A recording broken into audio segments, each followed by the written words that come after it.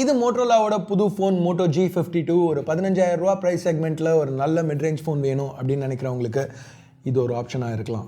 இந்த ஃபோனில் என்ன இருக்குது, என்ன தான் இந்த ரேட்டுக்கு ஆஃபர் பண்ணுறாங்க, முதல்ல அன்பாக்ஸ் பண்ணுவோம், அடுத்த டீட்டெயில்டாக பார்ப்போம். என் பேர் ஆஷ், நீங்கள் பார்த்துட்டு இருக்கிறது C4 Tech தமிழ். வீடியோ பிடிச்சிருந்துச்சுன்னா மறக்காமல் கீழே இருக்க தம்ஸ் அப் பட்டன், சப்ஸ்கிரைப், பெல் ஐக்கான்ஸ் இதை ப்ரெஸ் பண்ணுங்கள்.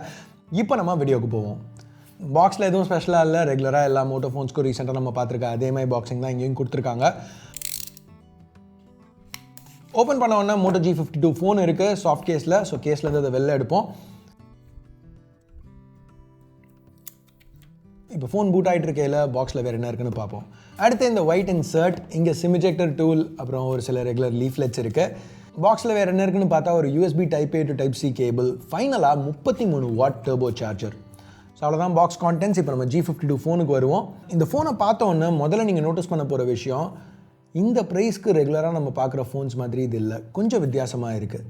என்ன அப்படின்னு யோசிச்சு பார்த்தீங்கன்னா, பெசல்ஸ் ஜென்ரலாக இந்த செக்மெண்ட்டில் இதோட கொஞ்சம் விலை அதிகமான ஃபோன்ஸில் உள்ள பெசல்ஸோட இங்கே தின்னா கொடுத்துருக்காங்க. இது G52 Galaxy A23 side by சைடாக, இப்போது Redmi Note 11 Pro Plusஓட. எப்படி இங்கே இந்த பெசல்ஸ் எல்லாத்தையுமே சின்னதாக்கியிருக்காங்கன்னா, உள்ள ரெகுலர் OLED ஸ்க்ரீனுக்கு பதிலாக, அதாவது கிளாஸ் OLEDக்கு பதிலாக பிளாஸ்டிக் OLED p-oled யூஸ் பண்ணியிருக்காங்க. ஸோ பர்சனலாக என்ன கேட்டிங்கன்னா, பெர்ஃபார்மன்ஸ் நல்லா இருக்கிற வரைக்கும் பெசல்ஸ் பெருசாக இருந்தால் என்ன, எப்படி இருந்தால் என்ன, பெர்ஃபார்மன்ஸ் வேணும், கொடுக்குற காசுக்கு நல்ல பெர்ஃபார்மன்ஸ் இருக்கணும். பட் இங்கே பெர்ஃபார்மன்ஸையும் கொடுத்து பெசல்ஸும் இவ்வளோ நீட்டாக கொடுக்குறாங்கன்னா ஓகே, நல்ல விஷயந்தான். ஸோ இந்த டிஸ்பிளே இது p-oled, இது ஒரு 6.6 inch panel, full HD plus ரெசல்யூஷனோட நல்ல பிரைட்டான குவாலிட்டி பேனல் மாதிரி தான் தெரியுது. 90 Hz ரெஃப்ரெஷ் இருக்குது. ஸோ எல்லாமே கொஞ்சம் ஸ்மூத்தாக இருக்குது யூஸ் பண்ணுறதுக்கு. Touch response 360 Hz. உள்ள ப்ராசஸர்னு வரையில் குவால்காமோட மிட் ரேஞ்ச் Snapdragon 680 யூஸ் பண்ணியிருக்காங்க. இந்த பாயிண்டில் நிறைய ஃபோன்ஸில் இதை பார்த்துருக்கோம். நல்ல டீசெண்டான மிட் ரேஞ்ச் ப்ராசஸர்னு சொல்லலாம். இது கூட 4 இல்லை 6 GB LPDDR4X ரேமும் 64 இல்லை 128 GB UMCP ஸ்டோரேஜும் யூஸ் பண்ணியிருக்காங்க. UMCPங்கிறது UFS 2.1க்கும் 2.2க்கும் நடுவில் வரும் ஸ்பீட்ஸ்னு வரையில். இங்கே நான் ஒரு சில கேம்ஸ் டெஸ்ட் பண்ணி பார்த்தேன், பெர்ஃபார்மன்ஸ் ஓகேன்னு சொல்லலாம். இந்த ப்ரைஸ் பாயிண்ட்டில் சூப்பர் கேமிங் ஃபோன் எதுவும் கிடைக்க போகிறதில்ல. ப்ரீசெட்ஸை லோவாக வைக்கிற வரைக்கும் எக்ஸ்பீரியன்ஸ் நல்லா தான் இருந்துச்சு. இங்கே ஸ்டெரியோ ஸ்பீக்கர் அவுட்புட் கொடுத்துருக்காங்க. ஆடியோ அவுட்புட் நல்லா கிறிஸ்பாக கிளியராக இருந்தது. இந்த ப்ரைமரி ஸ்பீக்கர் பக்கத்தில் ஒரு ஹெட்ஃபோன் ஜாக்கும் இருக்குது. அது போக மைக் Type C போர்ட் இங்கே இருக்குது. பவரும் வால்யூம் கீஸும் ரைட்டில். ரெட்மி ஃபோன்ஸில் நம்ம பார்த்த மாதிரியே இங்கேயும் ஃபிங்கர் பிரிண்ட் ஸ்கேனர் பவர் பட்டனுக்குள்ளே பெல்ட்டுனா இருக்குது. நல்லா ஃபாஸ்ட்டாக ரெஸ்பான்சிவாக இருந்துச்சு. செகண்டரி ஸ்பீக்கரும் மைக்ரோஃபோனும் டாப்பில், லெஃப்ட்டில் ஒரு சிங்கிள் ட்ரே. இது ஒரு ஹைப்ரிட் ட்ரே. ஸோ 2 சிம்ஸ் இல்லை, ஒரு சிம்மும் மைக்ரோ எஸ்டியும் யூஸ் பண்ணலாம். இங்கே நோட் பண்ண வேண்டிய ஒரு விஷயம் என்னென்னா, இது ஒரு 4G ஃபோன், 2 சிம்லையுமே 5G சப்போர்ட் கிடையாது. சைட்ஸ் மாதிரியே பேக்கும் பிளாஸ்டிக் தான். மோட்டோரோலா இங்கே ஒரு PMMA ஃபினிஷ் யூஸ் பண்ணியிருக்கோம். ஸோ இன்னும் ஒரு கிளாஸ் மாதிரி லுக் இருக்கும் அப்படின்னு சொல்கிறாங்க. பர்சனலாக இங்கே எனக்கு அந்த மேட் ஃபினிஷ் பிடிச்சிருக்கு, இல்லைன்னு சொல்லலை. பட் எக்கச்சக்கமாக ஃபிங்கர் பிரிண்ட்ஸ் பிக்கப் ஆகுது. ஸோ கேஸ் இல்லாமல் இதை யூஸ் பண்ணால் பேக் க்ளீனாக மெயின்டைன் பண்ணவே முடியாது. ஓவரால் பில்ட் நல்லா தான் இருக்குது. ஒரு IP52 ரேட்டிங் கூட இங்கே ப்ரொவைட் பண்ணியிருக்காங்க. ஸோ ஒரு மழை பெய்யல ஃபோன் யூஸ் பண்ணிட்டு இருந்தீங்கன்னா இன்னும் கொஞ்சம் சேஃபாக ஃபீல் பண்ணலாம். வெயிட் வெறும் 169 கிராம்ஸ் தான். திக்னஸும் வெறும் 7.99 mm. ஸோ ரொம்ப லைட்டான ஒரு ஸ்லிம்மான ஃபோன். கையில் ஆனாலும் ஒரு நல்ல சாலிட் இன் ஹேண்ட் ஃபீல் இருக்குது. இங்கே முக்கியமான விஷயம் என்ன தான் இவ்வளோ ஸ்லிம்மாக லைட்டாக இருந்தாலும் உள்ள 5000 mAh பேட்டரி ஃபிட் பண்ணியிருக்காங்க. ஸோ அது ஒரு மேஜர் பாசிட்டிவ்னு சொல்லலாம். இப்போ இந்த பேக்னு வரையில் அதை பாசிட்டிவ்னு சொல்லலாம், நெகட்டிவ்னு சொல்லலாம். ஏன்னா இப்போ நீங்கள் பார்த்தீங்கன்னா எல்லா பிராண்ட்ஸுமே ஏதாவது கொஞ்சம் ஃப்ளாஷியான ஃபினிஷ் தான் யூஸ் பண்ணுறாங்க. ஸோ உங்களுக்கு அந்த மாதிரி அட்ராக்டிவ், ரொம்ப ஃப்ளாஷியான ஃபினிஷ் பிடிச்சிருந்துச்சுன்னா இந்த பேக் உங்களுக்கு ரொம்பவே மியூட்டடாக, ரொம்ப ஒரு ரெகுலராக எல்லா ஃபோன்ஸ்லையும் பார்க்குற மாதிரி அந்த மாதிரி ஒரு ஃபீல் இருக்கலாம். ஸோ உங்களுக்கு இது ஒரு நெகட்டிவாக படலாம். பட் அதே சமயத்தில் ரொம்ப அப்படியே அடிக்க வர மாதிரி ஒரு பேக் வேணாம், எனக்கு கொஞ்சம் ஏதாவது மியூட்டடாக, கொஞ்சம் ப்ரொஃபஷனலாக, கொஞ்சம் சப்டியூடாக, கொஞ்சம் மினிமலாக வேணும் அப்படின்னு நினச்சிங்கன்னா, உங்களோட திங்கிங் அப்படி இருந்துச்சுன்னா இந்த பேக் உங்களுக்கு ஒரு பாசிட்டிவாக படலாம். பாசிட்டிவ்ஸ் பற்றி பேசையில் என்றைக்குமே மோட்டோரோலாவுக்கு சாஃப்ட்வேர் ஒரு மேஜர் பாசிட்டிவ் தான். ஸோ இங்கேயும் pretty much stock Android 12 use பண்ணியிருக்காங்க.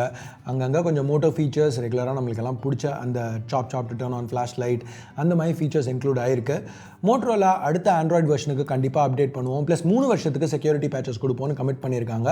ரெகுலர் டே டு டே யூஸ்க்கு G52 ரொம்பவே நல்லா இருந்துச்சு. அந்த ஹையர் ரெஃப்ரெஷ் ப்ளஸ் அந்த ஹையர் ரெஃப்ரெஷ் ரேட்டை ஹேண்டில் பண்ணுறதுக்கு கேப்பபிளாக உள்ள ஹார்ட்வேர் இங்கே இருக்கிறதுனால நார்மலாக அந்த இன்டர்ஃபேஸை ஸ்க்ரோல் பண்ணலையும் சரி, 2 ஆப்ஸ்குள்ளே மாற்றி ஜம்ப் பண்ணலையும் சரி, அந்த எக்ஸ்பீரியன்ஸ் ரொம்பவே நல்லா இருந்துச்சு.